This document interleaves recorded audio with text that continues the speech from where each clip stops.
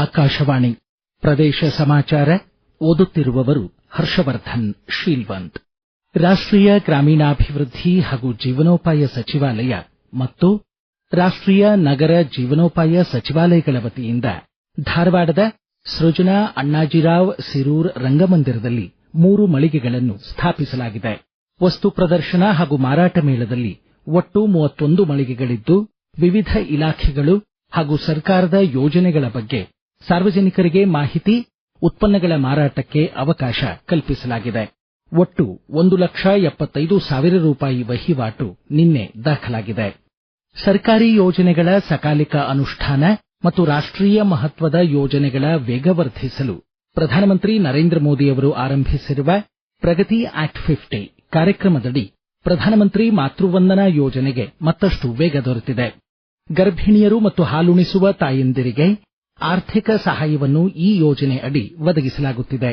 ತಾಯಿ ಮತ್ತು ಶಿಶುವಿನ ಆರೋಗ್ಯ ಸುಧಾರಣೆ, ಪೌಷ್ಟಿಕಾಂಶ ಹೆಚ್ಚಳದ ಗುರಿ ಹೊಂದಿದೆ. ಮೊದಲ ಮಗುವಿಗೆ 5,000 ಮತ್ತು ಎರಡನೇ ಹೆಣ್ಣು ಮಗುವಿಗೆ 6,000 ರೂಪಾಯಿ ನೀಡಲಾಗುತ್ತಿದೆ.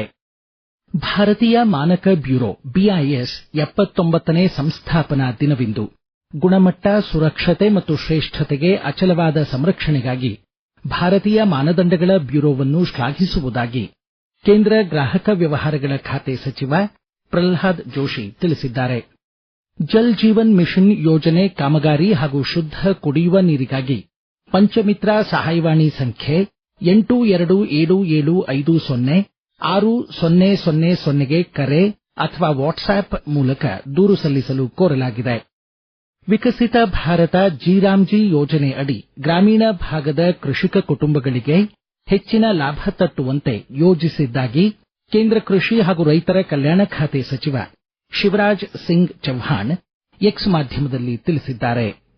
विकसित भारत जी राम जी नई योजना बनी है, उसमें कन्वर्जेंस करके भी कई चीजें आप कृषि के लिए कर सकते. 1,51,282 करोड़ रुपया एक साल में. ವಿಕಸಿತ ಭಾರತ ಜಿ ಯೋಜನೆಯಡಿ ಕೇಂದ್ರ ಸರ್ಕಾರ ಹಲವು ಸಚಿವಾಲಯಗಳ ಸಹಯೋಗದೊಂದಿಗೆ ಗ್ರಾಮೀಣ ಮೂಲಸೌಕರ್ಯಗಳ ಅಭಿವೃದ್ಧಿ, ಅಂತರ್ಜಲ ಮಟ್ಟದ ವೃದ್ಧಿಗೆ ವಿಶೇಷ ಕಾಮಗಾರಿ, ಕೃಷಿಕರ ಅನುಕೂಲಕ್ಕಾಗಿ, ಆರ್ಥಿಕ ಅಭ್ಯುದಯಕ್ಕಾಗಿ ಹೈನುಗಾರಿಕೆ, ಕುರಿ ಕೋಳಿ ಸಾಕಾಣಿಕೆ, ಮೀನುಗಾರಿಕೆ, ಜೇನು ಕೃಷಿ, ಕರಕುಶಲ ಕಲೆಗಾರಿಕೆ ಒತ್ತು ನೀಡಿ 125 ದಿನಗಳ ಕೂಲಿ ಒದಗಿಸಿದೆ.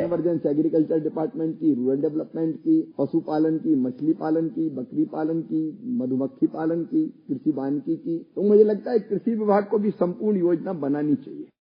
ಬೀದರಿನ ಪಶು ವೈದ್ಯಕೀಯ ವಿಶ್ವವಿದ್ಯಾಲಯದಿಂದ ದೇಶದಲ್ಲೇ ಮೊದಲ ಬಾರಿಗೆ ರೆಬಿಸ್ ನಿಯಂತ್ರಣಕ್ಕೆ ಓರಲ್ ಡೋಸ್ ಅಭಿವೃದ್ಧಿಪಡಿಸಲಾಗಿದೆ. ಇಂಜೆಕ್ಷನ್ ಮೂಲಕ ಲಸಿಕೆ ನೀಡಲು ಸಾಧ್ಯವಾಗದ ಬೀದಿ ನಾಯಿಗಳಿಗೆ ಮಾಂಸ ಅಥವಾ ಮೊಟ್ಟೆಯ ಮೂಲಕ ರೆಬಿಸ್ ಲಸಿಕೆ ನೀಡುವ ಸಾಧ್ಯತೆಯಿದೆ. ಹುಬ್ಬಳ್ಳಿ ಧಾರವಾಡ ಮಹಾನಗರ ಪಾಲಿಕೆ ಧಾರವಾಡದ ಐತಿಹಾಸಿಕ ಕೆಳಗೇರಿ ಕೆರೆಯಲ್ಲಿ ಜಲಕಳೆ ತೆಗೆಯುವ ಯಂತ್ರದ ಪ್ರಾಯೋಗಿಕ ಕಾರ್ಯಾಚರಣೆಯನ್ನು ಯಶಸ್ವಿಯಾಗಿ ಕೈಗೊಂಡಿತು. ಅವಳಿ ನಗರದ ಒಟ್ಟು 40 ಕೆರೆಗಳನ್ನು ಕಳೆಮುಕ್ತಗೊಳಿಸಿ ನಿರ್ಮಲವಾಗಿರಿಸಲು ಪಾಲಿಕೆ ಈ ಯಂತ್ರವನ್ನು ಖರೀದಿಸಲು ನಿರ್ಧರಿಸಿದೆ. ಈ ಸ್ವತ್ತು ಅಡಿ 11A ಖಾತೆ ಹಾಗೂ ಬಹುಮಹಡಿ ಕಟ್ಟಡ ನಿರ್ಮಾಣಕ್ಕೆ ಅರ್ಜಿ ಸಲ್ಲಿಸಲು ಸದ್ಯದಲ್ಲೇ ಅವಕಾಶ ಕಲ್ಪಿಸಲಾಗುವುದು ಎಂದು ಗ್ರಾಮೀಣಾಭಿವೃದ್ಧಿ ಖಾತೆ ಸಚಿವ ಪ್ರಿಯಾಂಕ್ ಖರ್ಗೆ ತಿಳಿಸಿದ್ದಾರೆ. ಈವರೆಗೆ ಆನ್ಲೈನ್ನಲ್ಲಿ 21,429 ಅರ್ಜಿಗಳನ್ನು ಸ್ವೀಕರಿಸಲಾಗಿದೆ. ಸಂಕಷ್ಟದಲ್ಲಿರುವ ಮಹಿಳೆಯರು ಹಾಗೂ ಮಕ್ಕಳಿಗೆ ತಕ್ಷಣ ರಕ್ಷಣೆ ಒದಗಿಸುವುದು ಅಕ್ಕಾಪಡೆಯ ಉದ್ದೇಶ ಎಂದು ಧಾರವಾಡ ಜಿಲ್ಲೆ ಉಸ್ತುವಾರಿ ಮಂತ್ರಿ ಸಂತೋಷ್ ಲಾಡ್ ತಿಳಿಸಿದ್ದಾರೆ. ಧಾರವಾಡದ ಸೃಜನಾ ಅಣ್ಣಾಜಿರಾವ್ ಸಿರೂರ್ ರಂಗಮಂದಿರದ ಮುಂಭಾಗದಲ್ಲಿ ಜಿಲ್ಲಾಧಿಕಾರಿ ದಿವ್ಯಾ ಪ್ರಭು ಅವರೊಂದಿಗೆ ಅಕ್ಕಾಪಡೆಗೆ ಚಾಲನೆ ನೀಡಿ ಮಾತನಾಡಿದರು. ಗೃಹ ಬಳಕೆಯ LPG ಸಿಲಿಂಡರ್ ಸೋರಿ ಗಾಯಗೊಂಡ 6 ಜನರನ್ನು ಹುಬ್ಬಳ್ಳಿಯ KMCRI ಆಸ್ಪತ್ರೆಗೆ ಚಿಕಿತ್ಸೆಗಾಗಿ ದಾಖಲಿಸಲಾಗಿದೆ. ಧಾರವಾಡ ಹೊಸಯಲ್ಲಾಪುರದ ಸುಣ್ಣದ ಭಟ್ಟಿ ಓಣಿಯಲ್ಲಿ ಇಸ್ಮಾಯಿಲ್ ಹೊನಕೇರಿ ಎಂಬುವವರ ಮನೆಯಲ್ಲಿ ಈ ಅವಘಡ ಸಂಭವಿಸಿದೆ. ಗುರು ಗೋವಿಂದ್ ಸಿಂಗ್ ಅವರ ಜಯಂತಿಯಿಂದ ಧೈರ್ಯ, ಸತ್ಯ ಮತ್ತು ಖಾಲ್ಸಾ ಪಂಥದ ಆರಂಭವನ್ನು ಸೂಚಿಸುತ್ತದೆ. ಖಾಲ್ಸಾ ಮತ್ತು ಗುರು ಗ್ರಂಥ ಸಾಹಿಬ್ನ ಶಾಶ್ವತ ಬೆಳಕಿನ ಮೂಲಕ ಇಂದಿನ ಜಗತ್ತಿಗೆ ಸ್ಫೂರ್ತಿ ನೀಡುವ ದಿನವಾಗಿ ಸಿಖ್ ಬಂಧುಗಳು ಆಚರಿಸುತ್ತಾರೆ. ಗುರುದ್ವಾರಗಳಲ್ಲಿ ವಿಶೇಷ ಪೂಜೆಗಳು ಆಯೋಜಿತವಾಗಿವೆ. ಇಂದು ಲೂಯಿಸ್ ಬ್ರೈಲ್ ಅವರ ಪುಣ್ಯತಿಥಿ. ಫ್ರೆಂಚ್ ಶಿಕ್ಷಕ ಲೂಯಿಸ್ ದೃಷ್ಟಿ ವಿಶೇಷ ಚೇತನರಿಗಾಗಿ ಬ್ರೈಲ್ ಲಿಪಿ ಮೂಲಕ ಓದುವ ಮತ್ತು ಬರೆಯುವ ವ್ಯವಸ್ಥೆ ರೂಪಿಸಿದರು. ತಮ್ಮ 3ನೇ ವಯಸ್ಸಿನಲ್ಲಿ ಒಂದು ಕಣ್ಣಿನ ದೃಷ್ಟಿಯನ್ನು ಅವರು ಕಳೆದುಕೊಂಡಿದ್ದರು.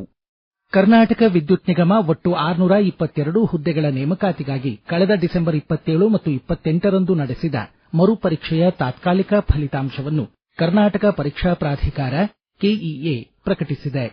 ಇಲ್ಲಿಗೆ ಪ್ರದೇಶ ಸಮಾಚಾರ ಮುಕ್ತಾಯವಾಯಿತು. ನಮ್ಮ ಮುಂದಿನ ರಾಷ್ಟ್ರೀಯ ವಾರ್ತಾ ಪ್ರಸಾರ ಮಧ್ಯಾಹ್ನ 1:10 ನಿಮಿಷಕ್ಕೆ.